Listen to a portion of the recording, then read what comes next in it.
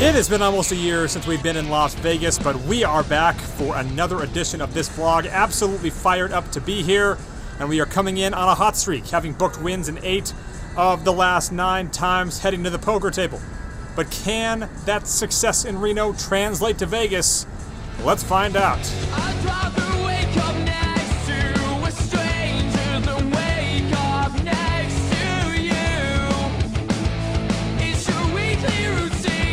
For the first time since 2019, I jump into Wynn 2-5, and it sure felt good to play on a table without plexiglass for the first time in a year, something they were able to do because a high enough number of employees have been vaccinated. I buy in for $1,000 and I fold my way through the first orbit and then pick up Queen 9 of hearts under the gun, playing 7-handed, and I make it 20. The big blind is my only caller, so with 40 in, the dealer puts out Jack of diamonds, 8 of diamonds, 7 of spades, and the big blind checks. I decide to bluff my gut shot here, making it 25. That doesn't work, as he tosses in a green chip. So with 90 in, the turn is an offsuit 5, giving me a double gut shot. He now bets out for 30 in what I felt like was kind of a blocker bet, which, as I've mentioned, even when you raise them, they tend not to fold to, even though they were trying to minimize the amount of money put into the pot. So I decided to just call here. And with 150 in, the river comes to 6 of diamonds. The front door flush comes in, but I do hit my straight. The big blind isn't done betting either. He bets 80. I feel like I really only have one option here, as raising could put me in a terrible spot. So I just call. And we have a $310 pot, and he shows Queen Jack for just a pair of jacks. I'm not exactly sure what he was trying to do there, but he seemed very surprised to see me show down the straight. Then later playing 6-handed, the hijack opens to 20, and I have 5-6 of hearts in the cutoff, and I make the call. So with 40 in, we go heads up to Jack, Jack 9, 2 hearts, and he checks. Now my belief is unless I know the player, pre-flop raisers checking rarely means they're ever going to fold to a bet. So I decided just to check back here and hope to hit my hand. The turn comes an offsuit 8, giving me a gut shot again. The hijack bets 25, and I make the call. So with 90 in, the river comes the Queen of Hearts, giving me my flush. He checks. I bet out for 50 here, and he doesn't even seem to consider calling me, mugging his hand immediately. Then we get an under the gun +1 raise to 15 and a call from the field. I have aces in the big blind and make it 60. The original raiser 4 bets to 150, and now it's back on me. Now it's important to point out that this guy just played a $2,000 pot, all in pre-flop. His ace-king lost to pocket 9s. If I hadn't seen that, I probably would have re-raised smaller. But given that, I didn't think he was looking to fold anything here. So I make it 340. And he thinks about it for a minute before showing pocket queens and making a very good fold.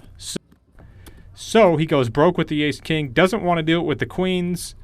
Definitely made me think, and I basically thought it before he folded, that I had raised a little bit too much. Then we get a limp under the gun, and I have Queen Jack in the hijack and make it 25. The button calls, as does the limper. So at 75 in, it comes Queen of diamonds, 10 of spades, 4 of spades, and the limper checks. With top pair, I bet out for $35 and both call. So with 180 in, the turn is the 8 of clubs, and again, the limper checks. I bet 60, and the button goes out. The limper counts out 60, and then starts playing with the chips. I knew what was coming. I've seen this movie more times than I've seen Pulp Fiction. He doesn't raise 100, he raises 200. I wasn't sure if he had Jack 9 or was slow playing something here, but I felt very confident that my hand was no good, and I decided to give it up. We get a $15 raise from the cutoff, and the button 3-bets to 40. I look down at Jack 10 of clubs in the small blind. We're playing 1100 effective at this point, and I have determined that this is the guy to try and exploit in the game, based on his play over the last 2 hours. So I make the call, as does the original raiser in the cutoff. With 125 in, the flop comes 8-9-3 rainbow. Checks to the button, who bets 70. Now, I'm obviously going to call here with my open-ender. The cutoff folds. So with 265 in, the turn is the 5 of hearts, completing the rainbow, and I check. The button bets 120 here. And I felt that there was a decent chance that he had ace-king and was trying to push me out, or if he had an overpair, that I would definitely get paid off if I hit on the river. So I call. And with 405 in, the river is an extremely beautiful queen of clubs. I immediately ruled out check raising, as he was likely to just go to showdown with his overpairs here. I bet the pot. He hems and haws for a minute, but makes the call. So we have a $1,205 pot that obviously we're winning. He angrily shows ace-queen. So it was a picture-perfect river card for me, combined with a pretty accurate read on the turn, if I must say so myself. Then I pick up my favorite hand, pocket eights, and I make it 15 under the gun, and immediately get 3-bet by +1. The hijack cold calls, and I complete. So with 105 in, the flop comes slightly above average. Hell, what'd you expect with me in pocket eights? 8 deuce 3 rainbow, and I check. +1 bets 75, and the other player gets out of the way. I smooth call here with the plan of check raising the turn. So with 255 in, the turn comes a 6. I check, and he bets $125. I notice that he has just over 525 left. So I thought that I'd go for a min raise here and then get the rest on the river. I make it 250, and he insta-calls. So with 755 in, the river's a 10, and I bet him all in, which again, he snap calls. He doesn't show, but it's pretty obvious that he had a big pair. Either way, we are now in beast mode, and we take down a $1,600 pot. Then a young man in seat 5 starts complaining about how good I'm running. He's not wrong, but he's pissed, despite the fact that I haven't gotten involved with one hand against him yet. Folds around me in the cutoff with king-jack, and I make it 20. This guy that I'm talking about calls. So with 40 in, it comes king, king, 8, 2 clubs, giving me trips. I decide to bet out very small here, making it 20. And he just tosses in 4 red chips. So with 80 in, the turn is the 4 of spades. He checks again, and I decide to bet small again, making it 30. Now it's important for me to point out how he had just bet me off of a pair of aces with a weak kicker in a spot where it really felt like he was bluffing a couple of minutes before this. In this hand, he raises me again, but obviously this time I'm not folding. He puts out 120, and so do I. So with 320 in, the river is the 9 of diamonds, and he thinks about it for a while before betting all $491 in front of him. I decided to take a minute just to think about it, but truthfully, I'd already made up my mind that I was going to call. I just wanted to see if I could think of any hand that I could be afraid of here, and there really wasn't any. It just felt so much like a bluff, it was ridiculous. So I call, and we have a $1,300 pot, and he shows pocket 5s. So our read is spot on, and we are still in beast mode. Then I end up 3-betting pocket aces in the big blind, and while my pre-flop raise gets called, my flop bet doesn't. That's followed up by me picking up 10s on the button and raising to 50. The small blind makes it 150, playing 900 effective. I have flashbacks to about 5 big pots I've lost lately with pocket 10s, but that doesn't mean anything. What means something is that this older gentleman was still 4-betting me, despite the fact that I'm clearly on a hot streak. I have a winning image. In my experience, that's usually a really strong hand. I decided to opt for the fold here. I never saw what he had, but the good news is my Vegas Golden Knights finish off the Minnesota Wild in a big game for playoff seeding. Then we get a hand where 2 guys limp, and I pick up 5-7 of spades on the button and overlimp. Then the small blind raises to 20, and everyone calls. So with 80 in, the flop comes 4 of spades, 6 of spades, king of diamonds, and the small blind bets out for 75. The big blind then raises to 225, and I was at a loss. I didn't think the small blind was ever folding an overpair if I 3-bet here, and folding an open-ended straight flush draw just seems a little weak. Now calling also presents a problem, because what will the small blind do then? He's got 1,000 or so behind. I'll acknowledge that I simply wasn't sure here. I decided to just call. Unfortunately, the small blind then insta-ships that $1,000 into the pot, and was openly angry about having to do so.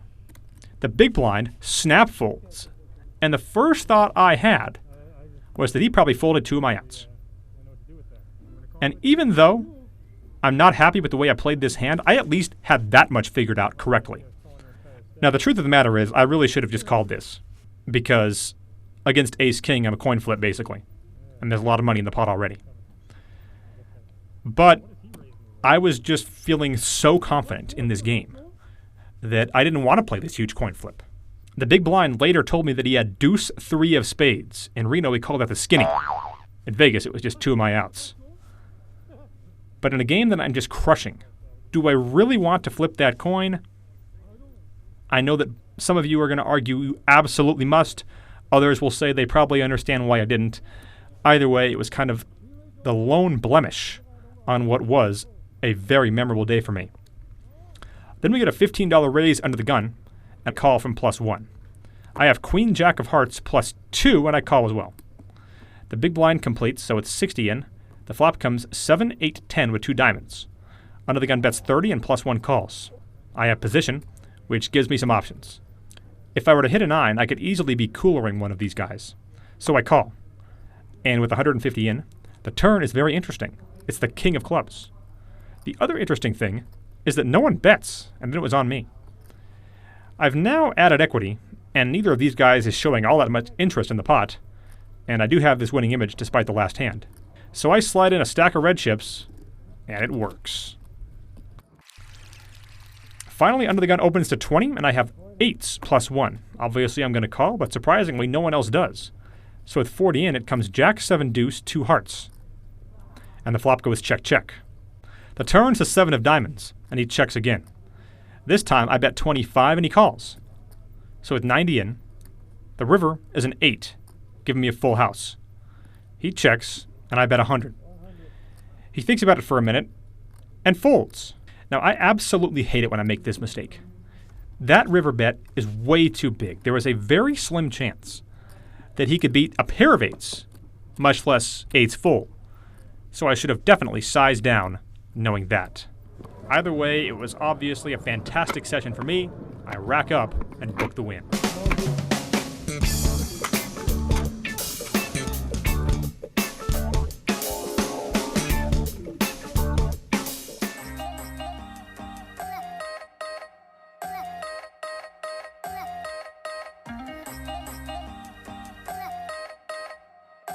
By the way, I was talking to a local pro in this game by the name of Michael, and he tells me that the building that you see behind me right here, that's Resorts World.